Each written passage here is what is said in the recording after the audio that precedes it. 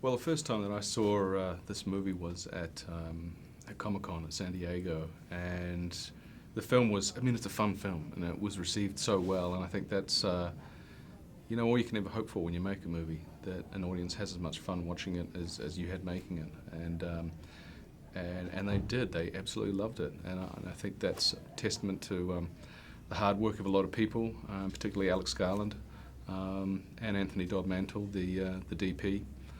This is a very visual film, and if you're going to see it, you really got to see it in 3D. The experience of making Dredd was a really good one. I think that, to my mind, it was one of the most creatively rewarding experiences that I had.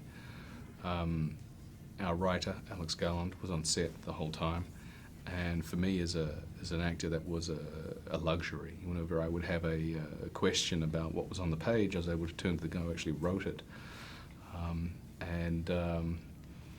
So from that standpoint, it was fantastic. And then, of course, having the opportunity to work with the likes of Olivia Thirlby and Lena Headey, and I really think that their work is partly what makes this film so appealing. It's not usual in a film to have two strong female archetypes, and two played so brilliantly well. Alex Garland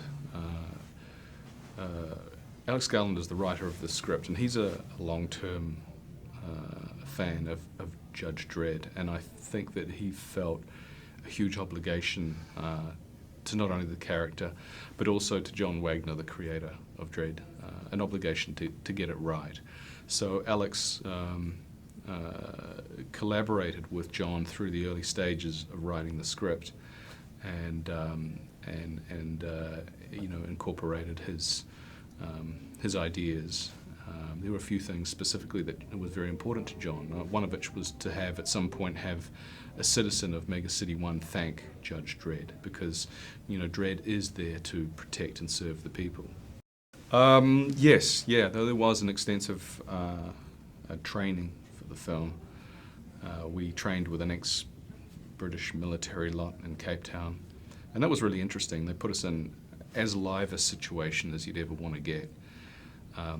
We were given these sort of semi-soft air pistols that were sort of built to be just exactly like the lawgiver that we use in the film, the guns. And we would tactically go through the actual set, and what they did was actually sort of hide a couple of members of the stunt team in there, and we would engage in real firefights with them, well, as real as you'd ever want to get. And that was really interesting. It was sort of, to sort of inform you about what the end game was. So yeah, there was that, and there was, obviously, writing the Lawmaster, which I thoroughly enjoyed. A bit of time and energy into that, and then for me there was also the physical aspect of the character. I trained for about 14 weeks to get into shape. But the thing is, he's not a superhero. He's an ordinary man, and I think that what appeals to me about the character is the fact that his brand of heroism is defined by the fact that, as I said before, that he's the guy who's going into these dangerous situations when a normal person is running in the opposite direction. And he's a highly trained individual. He's trained to keep his emotions in check. So there's a kind of a stoicism there. But that being said, what really humanizes the character are things like his sense of humor.